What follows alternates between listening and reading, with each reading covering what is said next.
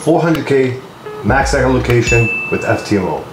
In today's video, I'm going to go ahead and talk to you guys about my step-by-step approach on how I go about these funding programs, how I go about phase 1 evaluation, and how I go about the phase 2 verification. Now, this whole point is to kind of show insight on the different methodologies on approaching these funding programs. I get so many messages on social media, whether it's through Instagram or Twitter, with people asking me, hey, how do I go about these programs? How do I reach the profit target? And I'm gonna go ahead and talk to you guys about that. Now, I'm gonna make a separate video in regards to what prop firms I think are the best and more suitable for specific people's needs. So if you guys aren't already subscribed, make sure to do so, as I will make that video sometime in the coming week, and you guys definitely don't want to miss out on that. Now, without further ado, let's go ahead and let's get into the presentation. Okay guys, so I'm going to actually start off by showing you guys the certificate. So if you guys actually aren't following me on Instagram, make sure to do so. This right here, this is my only Instagram. I also have my personal one here if you guys want to follow me on my personal page, but trading related stuff, you guys are going to see it right here. But just to show you guys the max allocation FTMO, this was on July 8th, 2022, and FTMO has this cool feature now that you can actually verify these certificates by scanning the barcode. So just for full transparency, just want to make sure that, you know, people, because I get sometimes people commenting on my YouTube saying like, oh, where's your proof and all this stuff, even though I feel like I show enough proof. But if you guys want to double check it and verify it for yourselves, here you go. Also, if you guys don't follow me on Twitter if you have that. Just recently reached 10,000, so I think I'm going to do a giveaway, so make sure to subscribe to the channel if you're not, because I will probably do a giveaway now that I'm at 10,000 plus followers on my Twitter. Plus, I feel like I have a good Twitter. I post a lot of funny stuff, informative stuff, you know, so if you like that type of stuff, man, definitely follow me on Twitter. But without further ado, let's go ahead and get into it. So these aren't the only 5 things that I have in regards to how I approach these funding programs, but these are 5 things that I think are very, very important. Now, if you guys do want a part 2 after this, after watching this, let me know in the comment section and I will make a part 2. The whole point of this is so that I can provide as much value to people as possible. And, you know, I have a lot of experience with these funding programs. Specifically this year, you know, if you guys follow me, I've done one with my forex funds, the funded trader, FTMO max allocation now, so I do have some sort of experience when it comes to doing these challenges. So if you guys do want a part 2 or something more in depth, like maybe a strategy or something like that, let me know in the comment section below. So number 1, make sure you actually have the system and are profitable. So this comes down to just basic common sense, guys.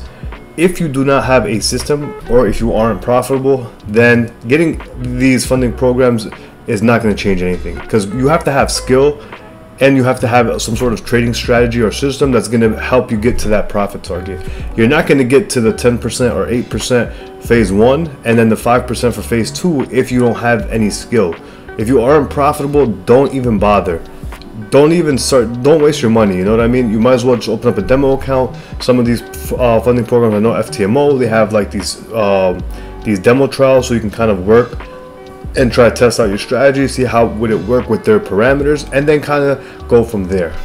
Now, number 2, start the challenge when your setup is there. So you can buy the program and then typically they'll give you the credentials right away, and from that point on, right, you don't have to start the challenge. This is where I think a lot of people, they're so eager to start and they're gonna go in like full guns blazing, but the reality is this, right? You want to start the challenge when your setup is there. So whatever setup that you're trading, wait for a very good setup and a good opportunity, and then start the challenge. Have the credentials ready, have the MT4 like signed in, everything's there, and start the challenge when your setup is there.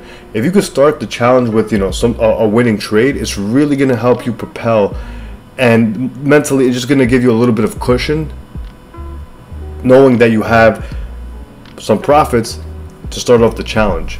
So it's just a big ease on the mind when you kind of go ahead, start. Obviously no setup is going to be guaranteed regardless, but you know, if you wait for a good setup, your setup that you're very familiar with, that you're comfortable trading, and that becomes a winner, guess what? Now it just becomes a little bit easier mentally, knowing that, all right, first trade, first day, I made 1%, 2%. Now I can, you know, be a little bit more patient, be selective, versus like if you just kind of start the challenge just because and you don't see a good setup, and then you kind of waste that day one. So I always start the challenge whenever I see a good setup. That's typically whenever I'll start a challenge account, is if I see a very good setup that's kind of formulating or setting up for the next day, or something that I see that is possibly forming through the week. Now, number 3, for phase 1 with 10% requirements, understand you may have to risk 1 to 2%. If you are unwilling to go that high, maybe a firm with an 8% target will be useful. Now, I'm going to talk about this specifically in like when I do my comparisons of different prop firms. I'm going to do a comparison between FTMO, my forex funds, and the funded trader, as those are the accounts that I've had accounts with and I've done the challenges with. So I will make a separate video for that, but just to kind of talk about this point real quick, you're going to have to risk 1 to 2%, guys, right? And again, 1 to 2%, it's, let's be honest, right? It's really 10 to 20% of your account, because you can only risk, let's just say for example on a 100K account, right? On a 100K account, and I'm not sure why it has that arrow. Now I do. Okay, so on a 100K account, right? 100K account, you can only lose up to 10,000. Some firms like the funded trader, you can lose up to 12,000. I think my forex funds as well, 12%. Now, the reality is this, right? If you can only, let's say you can only have, let's just keep it like with FTMO, right? If you have a 10K drawdown limit and you're risking $1,000 per trade, that is 10%. That is not really 1%. So that's kind of, so you kind of have to be someone who's a somewhat fairly aggressive trader in order to kind of go about these programs, because the reality is this: 10%, you essentially have to make 100% on your 10K worth of drawdown. Now, that is perfectly fine if you're someone who can ultimately have, if you have a good system where you have a solid win rate and you have a good risk reward, right? Like the risk reward makes sense in terms of the win rate. Like for example, if you're someone who trades 3 to 1 and you have a 50% win rate, you're going to do very, very well with these funding programs, because the risk reward and the win rate is at a percentage point where they kind of go together perfectly, where you can achieve that 10% risking 1%. Now, if you're someone who takes 1 to 2, and let's say, you know, your win rate is like 50%, so around that you might have to risk a little bit more, like 1.5%, 2%, which is again is 15 to 20% of your overall drawdown. Now, if you aren't comfortable risking, you know, like that type of percentage points, you can go with a firm with an 8% target and have a little bit longer term, that has a longer amount of days to complete the challenge. The funded trader, I think, has the best program for that, because they allow 12% drawdown, so you actually have up to $12,000 that you can lose, and it's 5 minimum trading days, as well as they give you 35 total days for phase 1. So they give you that extra week essentially in order to go ahead and trade and to get to meet to that profit target. Now, they are 10% though. They do have something called a royal challenge, with this 8%, but again, I'm going to make a separate video in regards to all of that. So yeah, if I know my forex funds is 8% profit target, so if that's something that you guys are more comfortable with, then go for one with an 8% profit target, because again, 10%, it is a lot to do if you're someone who, you know, doesn't take that many trades, or someone who's a little bit more reserved and doesn't like to put on too much risk. 10% could be a little bit much to do in just 30 days. Now, number 4, and this kills me, man. And I am no saint. I have done this as well. Do not rush phase 2. How many times have you guys finished phase 1, and mind you, phase 2, it's less of a profit target and they give you more time, but we kind of rush it? And I'm not gonna lie, I've done that too. I've blown like 2 accounts, challenge accounts, where I just tried to push it phase 2, and then, you know, I just ended up blowing the funded program and losing it at phase 2, and it sucks, man. It really does. But the reality is this: I think once we get past the phase 1, we kind of have that sense of relief, and then we might start to get sloppy with our trading. So I think that's why it's like always important to stay focused and not rush the phase 2 process. Just take your time, and with phase 2 you can actually reduce risk. So I'm just going to add that here: reduce risk for phase 2, because you don't want to put on any additional risk. You don't want to take the same risk that you were doing in phase 1 as you were in phase 2, because you have more time and the profit target is a lot less. It's pretty much cut in half. So there's no need to rush phase 2, and there's no reason to put on more risk. You can actually dial back the risk in order to make sure that you secure the funding program. Now, number 5, do not do a challenge if you are not mentally focused. And I spelled mentally wrong, so I'm just going to go ahead and fix that. Perfect.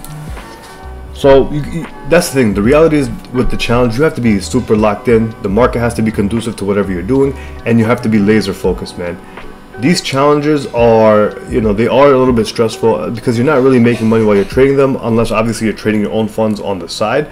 But again, you want to make sure that when you do a challenge, you're mentally focused, you're locked in, you have a longer term approach mindset when it comes to this. Because the reality is this: if you don't have a long-term mindset thinking about this, all you're going to be thinking throughout the challenge is like, damn, I'm not making any money. I'm not making any money. But the reality is this: this is essentially, think of it as a time and monetary investment in order to secure some sort of capital that you can trade, and then you can kind of bring in monthly income with, right? And again, you could do bi-weekly payouts with these programs. So this is just an investment in the future you. That's kind of how I approach it. I do trade my own funds, honestly, when I do a challenge account, so that way, I can kind of combat that, where I know, like, deep in my mind, I know, like, all right, I'm not making money on these challenges, right? And I'm not going to see any monetary return until I finish phase 1 and phase 2, which usually takes about 20 days with FTMO minimum. So you're pretty much doing it for a month. But if you're someone who doesn't, like, you kind of just need to be 100% dialed in, and you can't trade your own funds on the side, then this is just a perfect way to kind of have that outlook and just prepare yourself mentally, knowing like, hey, you know what, I'm going to go ahead, I'm going to just do this. It's going to be an investment for my future self. I'm going to add one right here for number 6. And I think this is something that I have not seen anyone talk about this. And again, if you guys want a part 2 to this and want me to go in depth about specific things, definitely let me know in the comment section below. But number 6, I'm going to put here: do a challenge after a great trading month. So this is exactly what I did back in February. So in January, I took an account from $10,000 to $42K, and let me go just to show you that I'm not, like, BSing about this. Here on my Instagram, this was back in January. Yes, it's 22 weeks ago. This was an account that I flipped $12,000, $30,000 profit, so it went up to 42 grand. And this was an account that I did in January. In February, I took that month in order to go ahead and get that 300K FTMO, which I was able to generate the 40K, as you guys seen in that video that I have on my YouTube channel. I did the challenge after that month, and guess what? I was able to trade confidently. I wasn't rushing the challenge because I made enough money in January where it would have held me over during February, even if I didn't trade a live account. So I think this is a really good way to kind of go about it. If you have a great month or you have a great 2 weeks, and you're like, you know what, I can kind of take some time back off of trading. I don't necessarily have to make any money trading right now, and I can take maybe a few weeks to finish the challenge account. Guess what? You're in a great position to actually see it through and not be necessarily worried about, about the money that you're not making during that time. So these are just a couple things that I think are very important, and my approach whenever I go about having, doing a challenge. If you guys want something a little bit more in depth of how I utilize like specific strategies, how I go into like risk reward systems and stuff like that in regards to these funding programs, make sure to subscribe. Let me know in the comment section below, and I'll see you guys in the next video.